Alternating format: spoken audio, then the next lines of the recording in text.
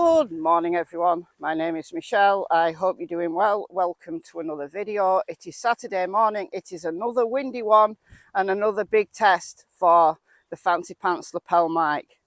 Before we start this video, I want to signpost you to two videos that I'm putting out on Michelle Walks, my other channel. If you've not subscribed over there, please do so if you're interested in more content from a range of cases from me. Episode 21 of Crime Stories Sunday will come out 8 PM UK time.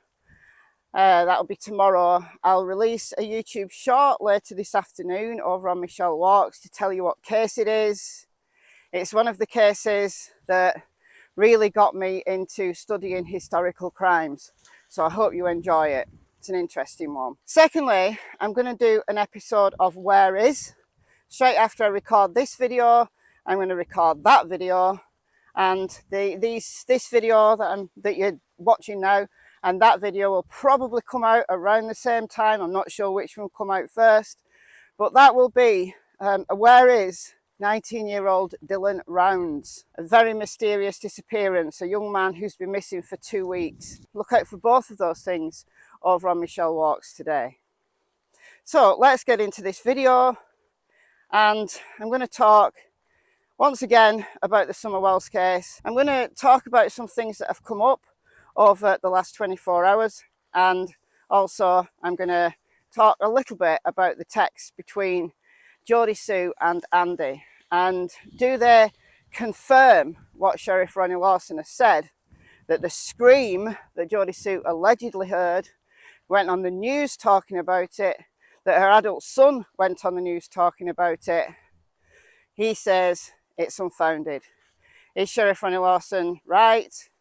Do the texts actually negate that scream completely? Let's look into that. But firstly, a couple of things that have come up. Firstly, CSI, crowdsourced illuminations, did a short live yesterday evening my time. It's actually quite late, late my time. She says that a local, undisclosed, name unknown, said that they saw Hawkins County Sheriff's Office cars, cop cars, arriving at Ben Hill Road around 6:30, which doesn't make sense. There's a number of reasons why I question this information. Not saying that CSI is lying or anything like that. Which local is it? Do they have any proof? Why come out with this now? You know, we're almost a year. We're just a couple of days shy of the 1 year mark of someone being missing. Why are they coming out with this information now? It seems very strange. But they say they saw cop cars down Ben Hill Road, turning down Ben Hill Road from Beech Creek around 6:30. It wasn't the 911 calls just before 6:30, like 6:23, 6:26, around there. So how did the cops arrive so quickly? Well, if they were already in the area, then yeah, they could have got a car or two there very, very quickly. So that could be the simple explanation, that a couple of cars were there within a few minutes. That's not what we've heard though. We've heard that the cars started to arrive just after 7 PM. And that's around the same time that both Don Wells and Andy Bernard arrived, roughly speaking, around 7ish. Don said in one interview that he got there before the cops, and then he said, well, maybe there was 1 or 2 cars there already. Well, maybe there was, because if a couple of cars had got there very early, like 6:30, and had beat the rest of the cops and search and rescue by at least half an hour, well, that would explain it. But we haven't heard that before. What does it tell us in the general scheme of things? Maybe nothing, if it's true. It could simply be a couple of cops were in the area. Or could it be that law enforcement are lying for some reason? Are they lying? I can't see why they would lie. I can't see why the TBI would lie, because they've said consistently via Leslie Earhart from the TBI from the 16th of June onwards that a family member reported her missing just before 6:30 Tuesday evening. She was last seen outside of her home. You know, that we know very well, that little speech we know very well from the press conference on the 16th of June. I can't see the TBI lying. Could also be that this local has got the day wrong. They actually saw the cars turning down Ben Hill on the 14th, because we know that Jodisue called the cops on Jackie Dobbs. It's interesting, and I'm guessing that a few people will talk about this if they pick up on it. So I just thought I'd give my 2 pence on that one. I don't know why this information will come out a year after. I don't know why they would lie. They're either the local or law enforcement. But it is possible that a couple of cars were there, in my opinion. But it's just not what we've heard previously. Secondly, just before I came out, I dipped into Ziggy's live that is still going on. I've not had a chance to watch more than about 10 minutes of it. But at the point where I got into that live, and I will watch it later, Benny was on there talking about the text between Jodisue and Andy, which I'll come on to in a second. But when your name appears in the chat, it flashes out to you because it's highlighted in orange. And I saw my name highlighted. It was just complete coincidence that I clicked into the live at this point. Yeah, what's this talk about polygamy?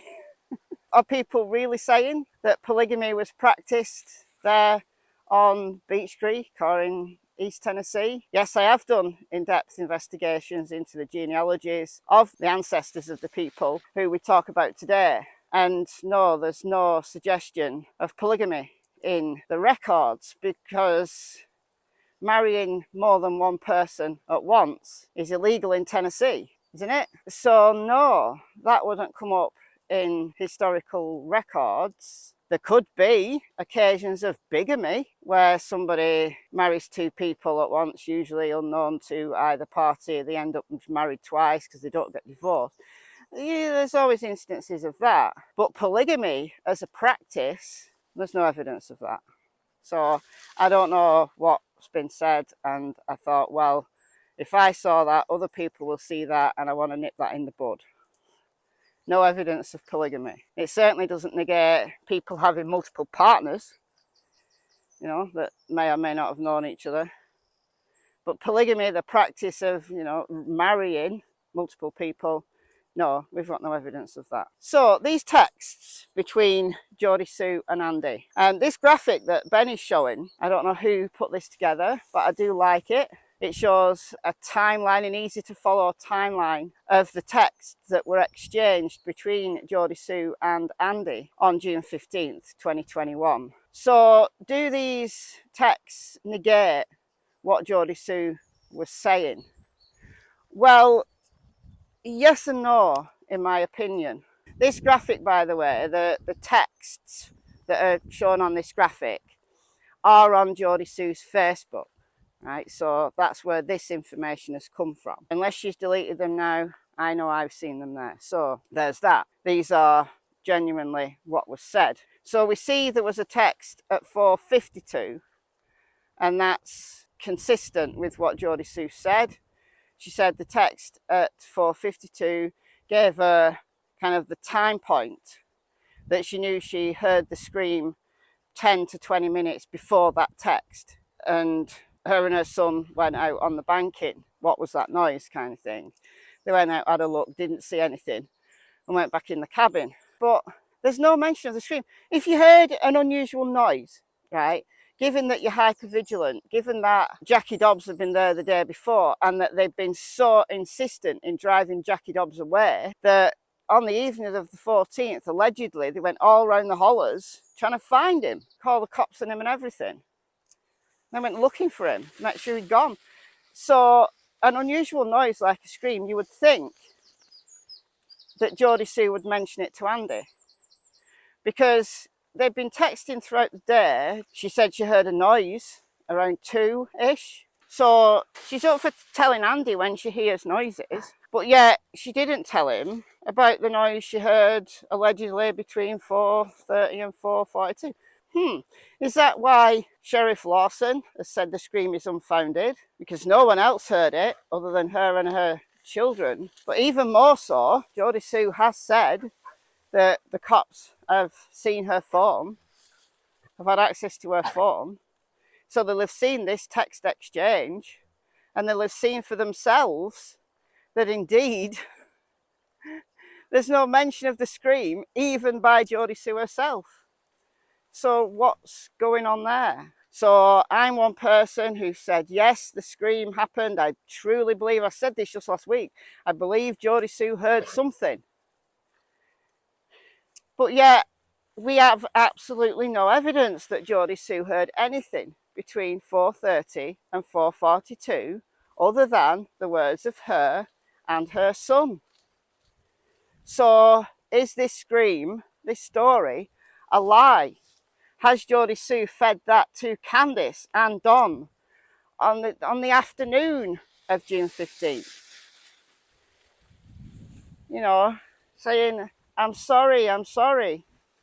I'm looking, I heard something. And Candice knew about this scream in the early days because she told someone. That was sent over to Crazy Crime Chick on 20th of June, just 5 days after Summer disappeared. If it's a complete lie, who would tell parents of a missing child that they heard a scream when they didn't? That would be a cruel and bizarre thing to do, but one that Don has used in interviews. And he's been made to look a liar in interviews because he's been fed things by Jodisue. I've called Candice a liar myself because what she said is confused. And she must be lying if she's that confused. No, Jodisue has done the confusing.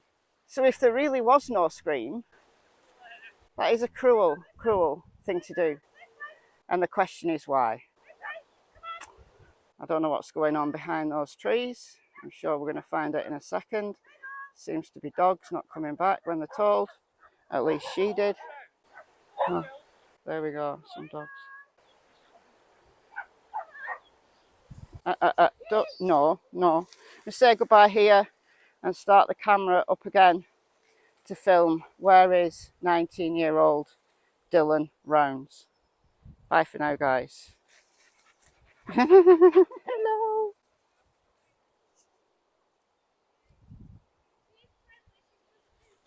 Yeah, so she. Yeah, friendly and stupid, yeah.